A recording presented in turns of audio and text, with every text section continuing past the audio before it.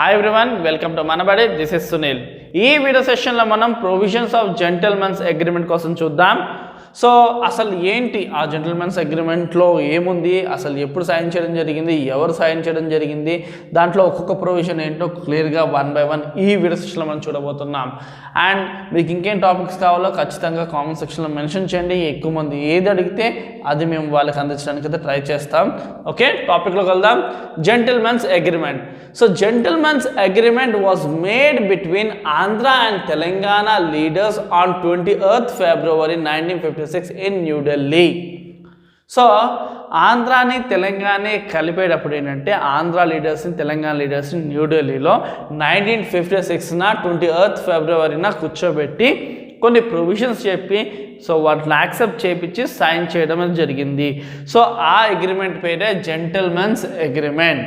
So ఆంధ్రాకి సంబంధించిన పెద్ద మనుషుల్ని తెలంగాణకు సంబంధించిన పెద్ద మనుషుల్ని ఇద్దరిని కూడా ఒక దుక్కును చేర్చి న్యూఢిల్లీలో ఇలాగ ప్రొవిజన్స్ యాక్సెప్ట్ చేసి రెండు స్టేట్స్ని కలుపుతున్నాము, ఒక లాంగ్వేజ్ మాట్లాడే వాళ్ళకి ఒకటే స్టేట్ ఉండాలి అన్న ఉద్దేశంతో ఆంధ్రాని తెలంగాణని రెండు కలిపి 1956న 20th Februaryన న్యూఢిల్లీలో సంతకాలు అయితే పెట్టారు. అందులో ఏం ప్రొవిజన్స్ ఉన్నాయో ఇప్పుడు మనం చూడబోతున్నాం.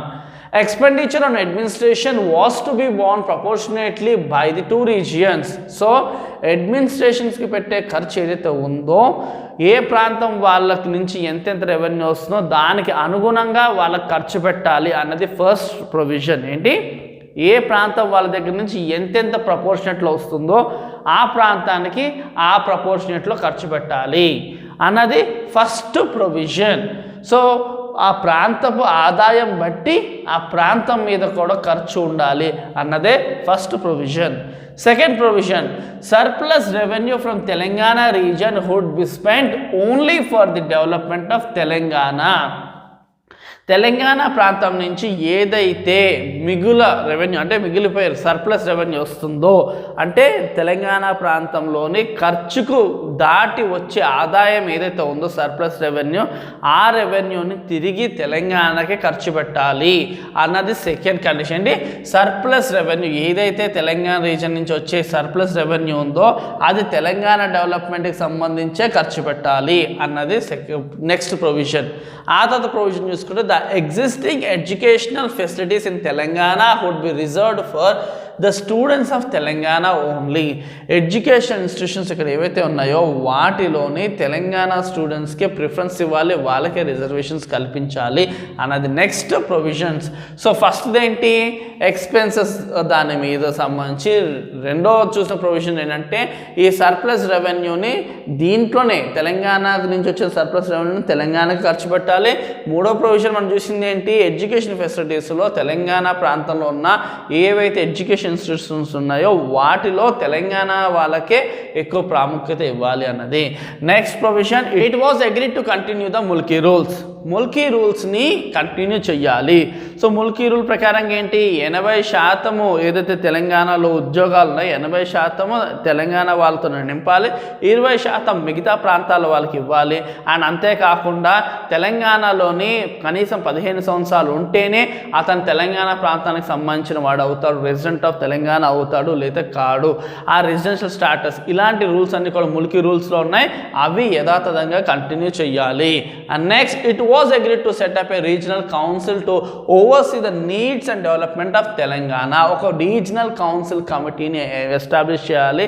ఎందుకు అంటే అదే అంతా చూసుకుంటుంది తెలంగాణకు సంబంధించి ఏ ప్రాంతంలో ఏమేమి తక్కువ ఉన్నాయి, ఏం చేయాలి, డెవలప్మెంట్ సంబంధించి ఇలాంటి ప్రణాళిక పెద్ద అంతా కూడా ఈ రీజనల్ కౌన్సిల్ కమిటీ చూసుకుంటుంది. So next, sales of agriculture land in Telangana would be controlled by regional council committee. ఆ రీజనల్ కౌన్సిల్ కమిటీయే కాదు, అది పెట్టడమే కాదు, సెటప్ చేయడమే కాదు, దానికి lands of agriculture, so agriculture వ్యవసాయ భూములు ఏవైతే ఉన్నాయో వాటిని అమ్మడం కొనడం అంతా కూడా వాటి ఆధీనం వాటి కనుసైగలను చెయ్యాలి అనే కండిషన్ కూడా పెట్టడం జరిగింది. Sale of agriculture land in Telangana would be controlled by regional council. So అర్థమైంది అనుకుంటా, ముల్కీ రూల్ యథాతథంగా పాటించాలి అండ్ ఒక రీజనల్ కౌన్సిల్ కమిటీ పెట్టాలి, అదే తెలంగాణ డెవలప్మెంట్ అన్ని కూడా చూసుకుంటుంది.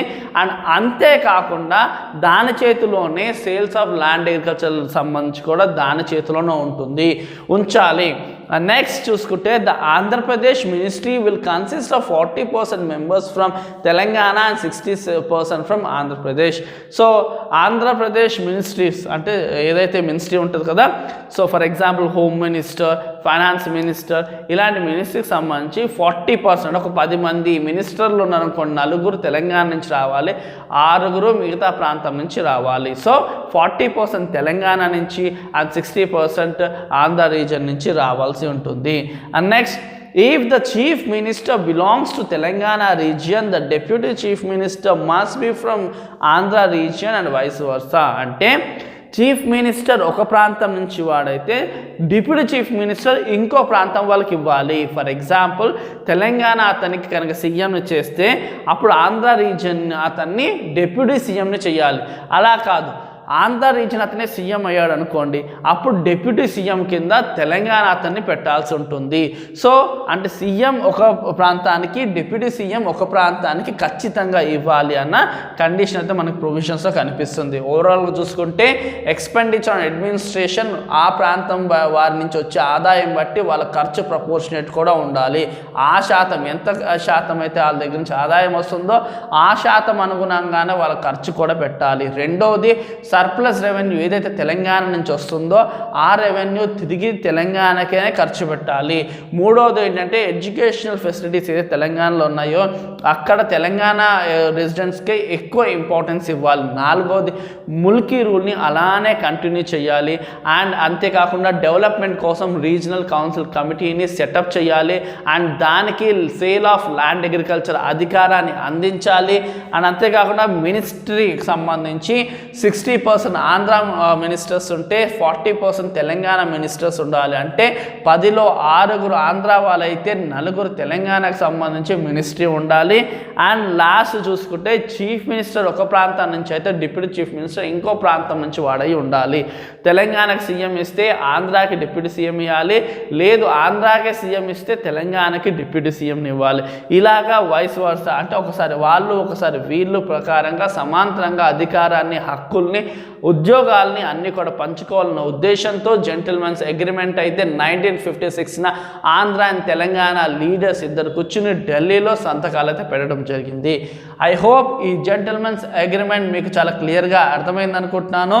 సో ఇంకా మీకు ఏం టాపిక్స్ కావాలో ఖచ్చితంగా కింద కామెంట్ సెక్షన్లో మెన్షన్ చేయండి. మా వీళ్ళంత వరకు అవి మీకు అందించడానికి అయితే ట్రై చేస్తాం. ఒకసారి ఎవరైనా స్క్రీన్ షాట్ చేసుకోవాలనుకుంటే స్క్రీన్ షాట్ చేసుకోవచ్చు. So I hope screen shot చేసుకున్నాను అనుకుంటున్నాను. Thank you for watching. Do share and subscribe our channel.